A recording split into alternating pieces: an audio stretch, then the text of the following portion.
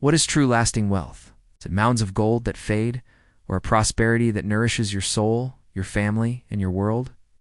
For generations, we've been taught to chase a narrow version of success.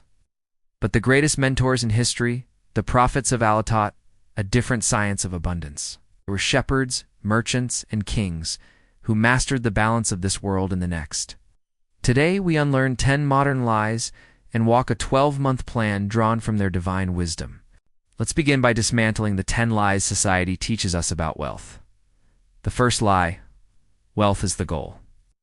The world tells us that accumulation is the endpoint. But the prophetic truth is different, as the Quran says. But seek, through that which Allah has given you, the home of the hereafter. And do not forget your share of the world. Wealth is a tool, a test, and a trust.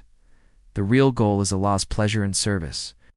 Lie number 2: success is self-made. We're told we are the sole authors of our wealth. The prophetic truth. Prophet Shu'ab reminded his people that all provision is from Allah. Prophet Muhammad, peace be upon him, said, "Know that if the whole community were to gather together to benefit you with something, they would not benefit you with anything except that which Allah has already recorded for you. Your hard work is an expression of your trust in the divine decree." The third lie: take, then give. Get rich first, then maybe be charitable. But the prophetic model is to give in order to grow. The Quran beautifully illustrates this. The example of those who spend their wealth in the way of Allah is like a seed which grows 7 spikes. In each spike is 100 grains. Charity doesn't decrease wealth. It purifies and multiplies it in ways both seen and unseen. Lie number 4: money over morals. The world often says win at all costs. The end justifies the means. The prophetic truth is that lawful earnings are non-negotiable. The Prophet, peace be upon him, stated, "The truthful and trustworthy merchant will be with the prophets, the truthful, and the martyrs. Every dollar must be free from doubt, oppression, and interest." The fifth lie: your value equals your net worth. The world judges you by what you own. But the Prophet taught us, verily Allah does not look at your appearances or your wealth, but He looks at your hearts and your actions. Your true worth is found in your God consciousness and your character. Lie number 6: hoard your knowledge and wealth. Society tells you to protect your competitive advantage. The prophetic truth is the opposite. Prophet Muhammad was sent as a teacher. Prophet Joseph saved entire nations by sharing his knowledge of economic planning. Knowledge and benefit are meant to be circulated, not hoarded. The 7th lie: passivity is piety. Just make prayer and wait for things to happen. The prophetic truth is active trust. The Prophet famously said, "Tie your camel and then put your trust in Allah." He himself was a successful merchant. True trust in Allah is built upon taking the necessary means with excellence. Lie number 8: failure is final. A setback defines you, but the stories of the prophets teach us otherwise. Prophet Noah preached for 950 years with few followers. Prophet Jonah was in the belly of the whale. Their stories are about relentless return, patience, and ultimate deliverance. A setback is just a step in your story of redemption. Lie number 9: narrow specialization. The world says be only one thing. The prophets, however, were multidimensional leaders. They were shepherds like Moses, merchants like Muhammad, kings like Solomon, and craftsmen like Idris. They were community leaders, family men, and spiritual guides. Develop a balanced, integrative skill set. In the 10th and final lie: time is money. The world says to trade your hours for currency. But the prophetic truth is that time is life itself. The Prophet advised us to take advantage of 5 before 5. Your youth before your old age, your health before your sickness, your wealth before your poverty, your free time before you are busy, and your life before your death. Time is the raw material to be invested in deeds that will outlive you.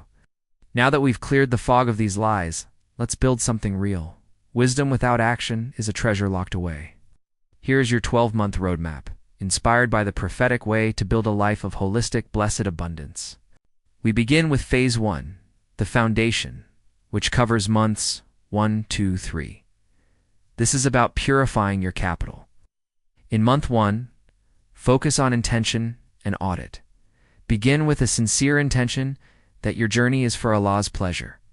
Then, audit your finances. Eliminate every source of unlawful income and debt. Purify your wealth just as the Prophet purified hearts.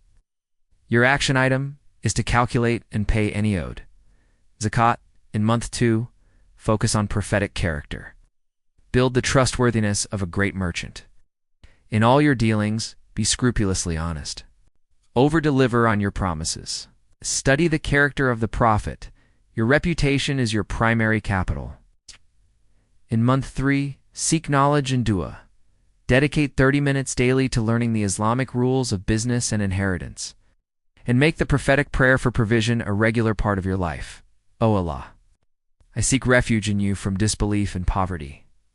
Next is phase 2, the structure, 4 months 4 to 6. This is where we build with trust. In month 4, identify a halal need.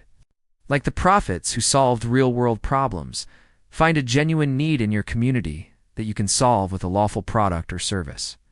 Research it deeply. In month 5, launch with trust. Start small, just as the Prophet did with Kadisha's trade. Offer immense value. Be transparent. Let your first customers be won over by your honesty, not just your product. In month 6, systemize with justice. Create fair, clear systems. As the Prophet taught, give the worker his wages before his sweat dries. Pay employees promptly and generously. Build a team based on dignity. Now for phase 3, the growth, covering month 7 to 9.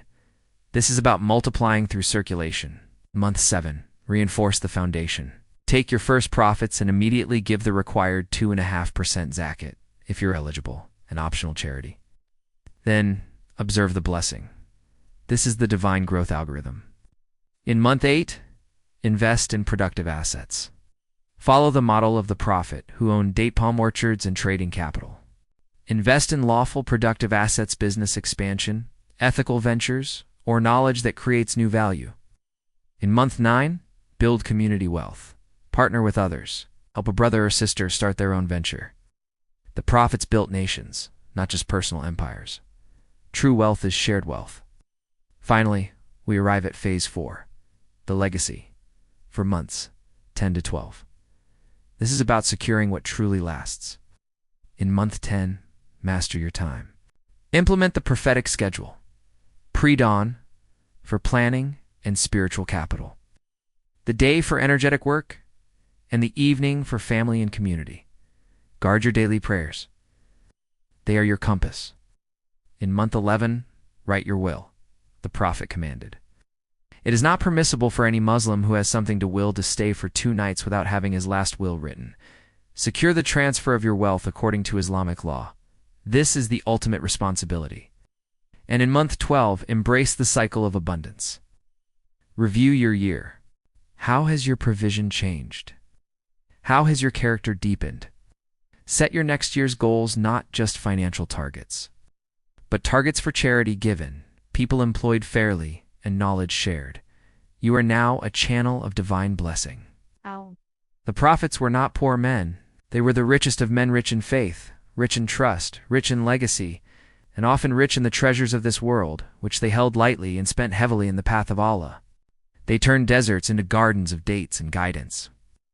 Your journey to true wealth begins not with a business plan, but with a heart plan, a plan to align your soul, your sweat, and your wealth with the divine will. Go and build a fortune that neither moths nor rust can destroy. A fortune that meets you in the hereafter. Thank you for watching. Don't forget to like, subscribe, and share this message of abundance.